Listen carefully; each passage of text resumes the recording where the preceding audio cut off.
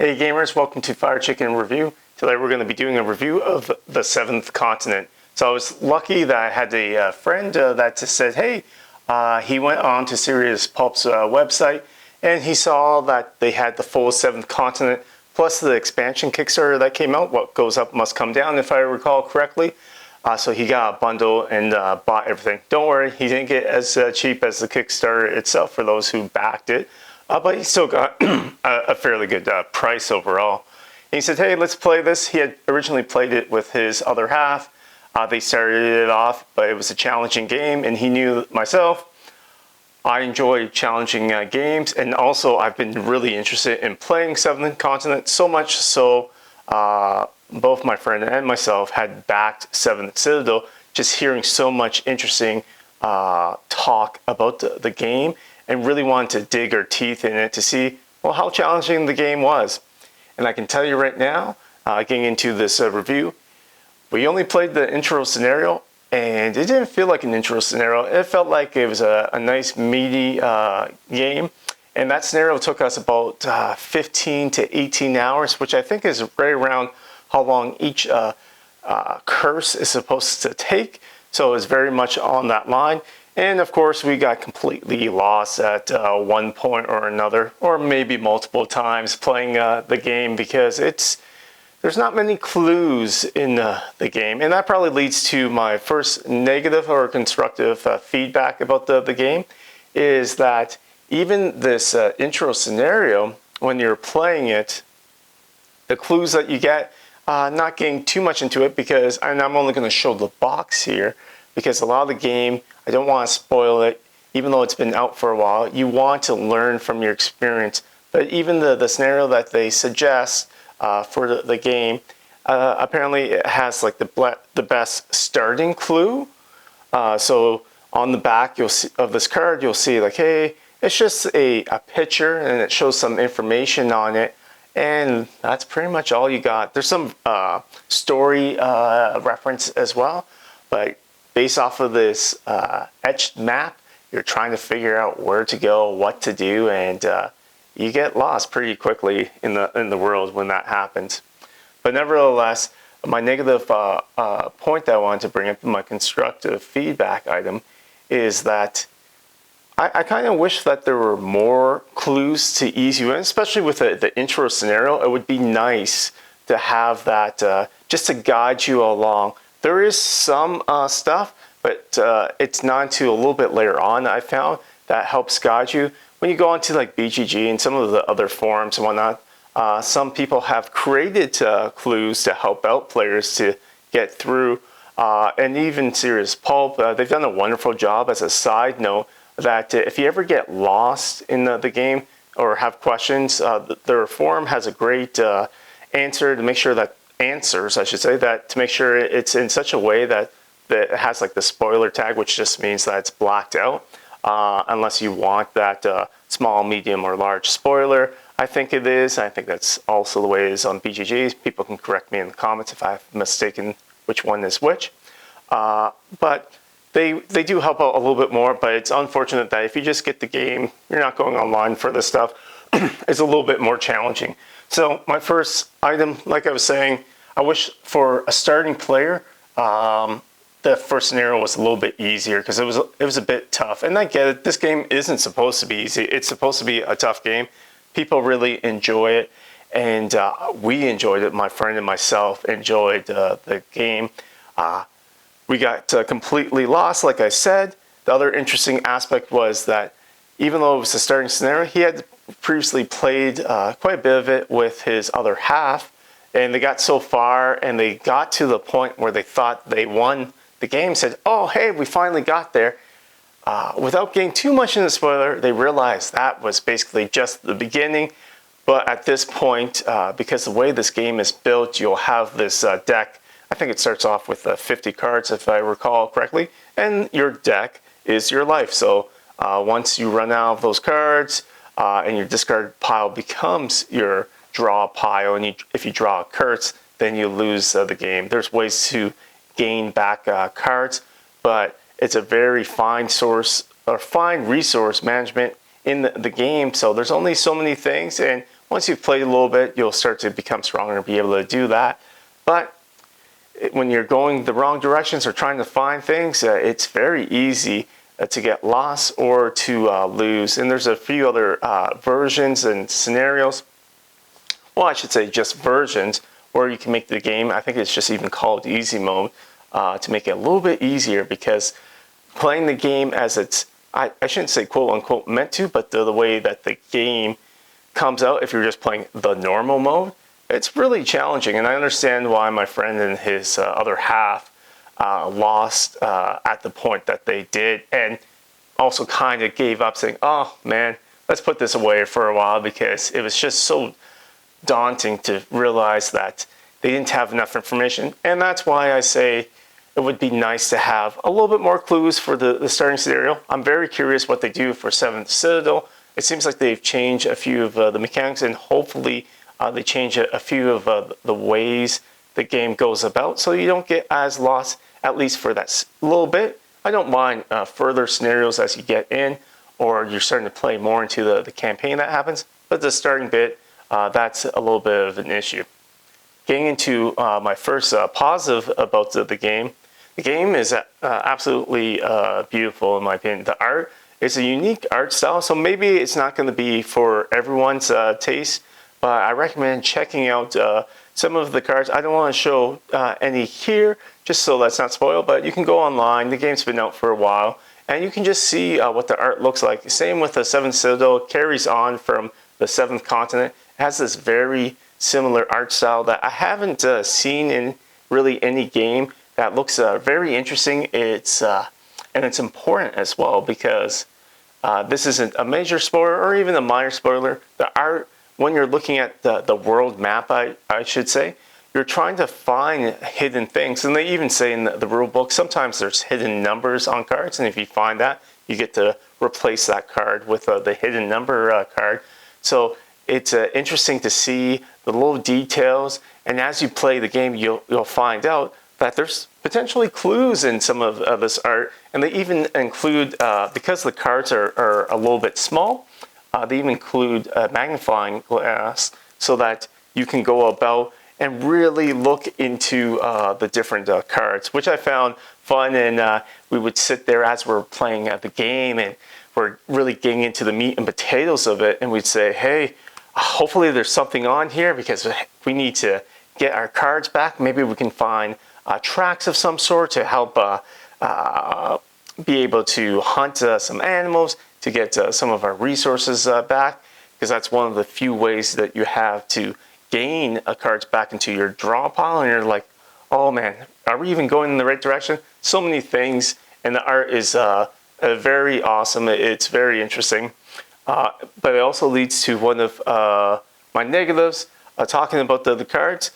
So the cards, I think, are small square size. So I think these are, and people can correct me, I think these are the small, maybe medium square size. So you can get these sleeved. I think there's one size up that is standard. I think the large, it would have been nice to see these cards a little bit bigger. Don't get me wrong, the box is already quite large, but it's filled to the brim of so many cards, and I understand that. But if the cards were a little bit better, especially since I'm a little bit older, sorry, a little bit better. If the cards were a little bit bigger, I should say, it would help for people like myself, that my eyesight's pretty good. I don't need to wear glasses or anything, but some of it, I wish I didn't need to have a magnifying glass, because I was like, oh, I should be able to read this or be able to see the art, but I really do need the magnifying glass just because it's so small. And I get that. There's an entire series of board games that recently came out where the art is particularly small and it has hidden clues, but it's just slightly too tiny for me. Let me know in the comments what you think about the card sizes. Would you have liked them bigger, or is it the right size? So I get that, and that's where we got that. Getting into another positive about the game, and it's just a little side note. This is a little thing that you can get as like just a add-on if you got the Kickstarter, if you went onto the website. I don't think you can buy this retail. You can buy the base game retail, if I recall correctly. You should be able to find it in some of your local game shops. But I don't think that what we call the satchel, which is a glorified storage system for some of your cards.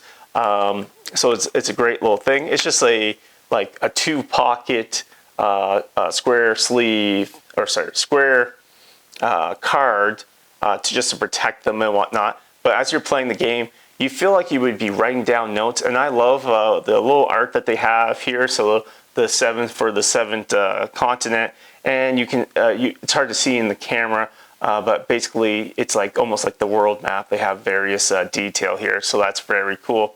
And what's interesting about your satchel and journal, as it's called, there's an actual card called the satchel and journal, is that you can only carry so many cards, but carrying that you can have on your player side. But you'll also have, like, I guess this would be in your journal, you'll also have like reference cards that you'll gain.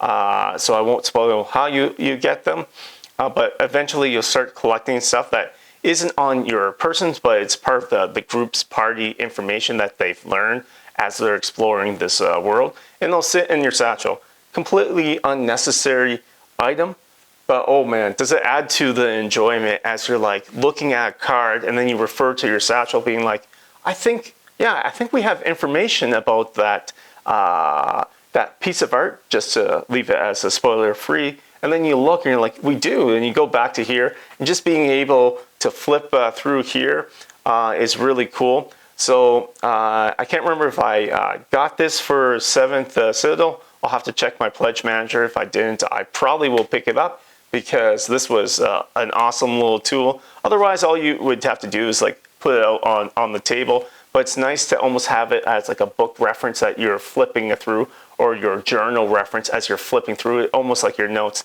The only additional thing that I wish they did was, I wish there were so many of these here, and I kind of wish it actually had a section where you could take down notes and write everything down, because for me, I think my game experience would be enhanced if I was taking down notes during the game, because there's certain things that you're going to want to memorize, if possible, such as important locations, so that when you have to go back, or if you have to go there later on, that you can memorize how to get there. Which unfortunately brings me to another constructive criticism, and that's the save system. I found that the save system was okay. It wasn't something that I was too fond on. Basically what happens is that all players have to end up on the same tile, and then you remove all the other tiles and you store it in the box. It does make it very simple to save, but the frustrating aspect of that is that means that everything that you've explored is now off of the map. You have to re-explore it, and that takes what I'll call energy. Basically, it takes more cards coming out of your draw pile to go back to and re-explore these spots. And I have a harder time thinking that I don't remember how to get there, or that there's new dangers. Now, I get it thematically. You could have it that it's a new adventure day. Maybe the wild animals or different events are happening. So it really has that RPG feel that you never know, even when you're going back to the same spot, what's going to happen.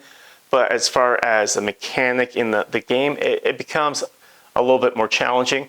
And that brings to a negative and a positive point. This game, for my friend and myself, is probably one of the games that I've come up with the most house rules for, but I really enjoy making some of these house rules. So one of the house rules that we said is that I have this nice board game table that's in front of me, and I'm able to just leave this overnight. So inside if you've seen my review of the table, I can just leave everything inside the vault of the table, and then just have play games on top, or have dinner, just do my normal daily things. So we just continue to leave everything on, continue to leave everything inside the vault, I should say. And that was a lot of enjoyment. So where people would have maybe 2 or 3 sessions, our 2 or 3 sessions would be one continuous map. And we found it a little bit more enjoyable instead of having to reset the map. And the spots that the map naturally resets, and that will happen, not really a spoiler, because as soon as you leave a certain area, okay, you're gonna have to go to a different spot. If you leave an island, if you enter a different, like a cave or something like that, you're gonna have to reset the map. And that made sense to me, and I was fine with that aspect. But otherwise, I would like to see what they do in 7th Citadel, how they address some of the issues. And reviewing the campaign, I'm not sure if they addressed everything with that. And I don't know if there's a really good mechanical way to do it without changing the game largely. So it's one of the house rules. There was a few other house rules that we came up with just to make the game for us a little bit more easier to play, because like I said, this game was challenging, and so we didn't modify it too much because we wanted to play it as close to the actual way they recommended. But what was also funny was I said, hey, I don't want to play easy, I want to try normal, and if we die, we'll say, hey, we failed normal, and then we went to easy. And that unfortunately did happen at the end, where we got everything we needed to solve the first curse, but we just basically ran out of time. And so if you were playing the game and you were really enjoying it, what you would do, and I think the idea is that you're not necessarily supposed to beat a curse from start to finish without having any type of information beforehand, unless you get lucky. So in this case, the idea was, had we been replaying the game, we would have all the information, we would be able to streamline, because I can tell you, we went completely the wrong way, which was kind of fun. But at the same time, at the start of the game, we went completely the wrong way. We knew that we wouldn't have to go through there. And I mean, we went through a good chunk of cards. So there's that aspect, so the resetting thing. But another thing that is really cool, I should mention, if I can even talk, is that I don't know if you ever played or read any of those books, I should say, where it's like choose your own adventure. This is what the game feels like. You are choosing which way you want to go, how you're going to handle scenarios, and it is a lot of fun. And also, just reminds me, for me being a Canadian, we used to read a lot of Goosebumps. This reminded me a lot of the Goosebump books that I used to read. Not so much in the horror aspect, but in the choose your own adventure thing. And I felt like I was going on a journey, and I felt that the game was a ton of fun as we went on the journey with my friend and myself, figuring out the ways. And we just had lots of stories of when we did go down these paths that we'll probably forever remember. At one point, my character was completely crazy, and we had a good chuckle because there was an item in the game that I personally had.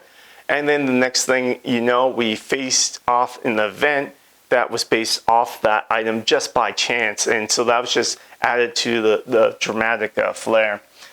So the whole RPG, choose your own adventure, really sandbox aspect of the game is so much fun. And I think that's why this game gets such a good praise. But it's one of the most mechanically challenging games where there's some mechanics. I say most mechanically challenging, but I'm saying there's some rules and mechanics in the game that I just absolutely think that is hard to not want to house rule to your own taste. And going through the forums a bit, I see that there is quite a bit of that. It's not just myself or a small number. There is a good majority of people that are saying that, yeah, this is what we do. And it doesn't take away from the enjoyment. And it doesn't lower my rating of the game too much. It actually is one of the few games where I would say that it has some flaws that are just mechanical flaws that if I was a different game, I'd be like, yeah, this will take the game down a notch. But I was super happy to make the house rules. My friend was very happy as well. So I could probably go on with that for a while, but I think I can sum that up. The other item that I want to talk about is player count. We were playing this at 2 players. I wouldn't recommend playing this at much more than 2 players. I think this is an excellent solo game. 2 players, I think it's absolutely excellent. Very good as a couples game. I think 7th Citadel, I'm probably going to play with my spouse, and we're really going to enjoy it. Just have that back and forth interaction versus 3 and 4. I think the game's just going to be a little bit too long. And kind of one of the small negatives, or at least just the way we played, was that we often were in the same location 90% of the time. So that meant we were just following each other, and that The game didn't seem to make sense to us, at least, to go different routes, so we wouldn't go on different sides of the map because we only have one draw deck. Maybe if they split so characters could fatigue on their own, or you had different draw piles, maybe, but everything is just one draw pile. So there isn't too much of a difference besides how many items you could hold. So I wouldn't play it more than 2 players. With the caveat, I didn't play it at 3 or 4, but just looking at it, I don't think it's a good recommendation. So the next thing I want to talk about is, so we talk about player count, is that replayability. I think this game has a lot of replayability. Again, 15 to 18 hours, multiple sessions playing this game, and it was all pretty fun. I think what's interesting is that you find little hidden tidbits for other curses as you're going along, and you can actually play the game with multiple curses. So that was super interesting to see. I think that if you really enjoy this game, this is almost like that, what was I going to say? The other very popular game of like Gloomhaven, where Gloomhaven, you get your bang for your buck. Like Gloomhaven has a ton of scenarios. This has, I think in the base game, something like 5 to 6 different scenarios, and they're all, again, supposed to be 15 to 18 hours. So that is a lot of different scenarios. So you can play them individually. Once you become more of a SME or whatnot, you can say, hey, let's put them together. I have no idea who in their crazy mind would want to do it, but apparently people have put all the scenarios together and have had a lot of fun. But that would be a challenging aspect in itself. But yeah, lots of replayability with the game, lots of interesting stuff. Getting into my final tidbits here. One of the cons that I have here is I'm just going to pull out, my friend glued these, not glued these, he put like sticky tack. This is a mini, so it's very hard to see, but the minis in this game are too small for me. I kind of wish they didn't use any minis, and I get that the reason why it's so small is because the game itself is on small cards, and so I get that, but the minis, I'm a little bit disappointed. I think I would have gone without any minis at all. I think that's just more for everyone that says, hey, I need minis in the game, and they're still cool looking, but if you are a painter, you can send me links to show like how you paint these, but these are such small minis. The details in them are decent for the size of the minis, but because it's so small, I personally wouldn't bother. I'm not a painter myself, but even I wouldn't go out and get my friends to paint them for me either, who have painted some of my other games.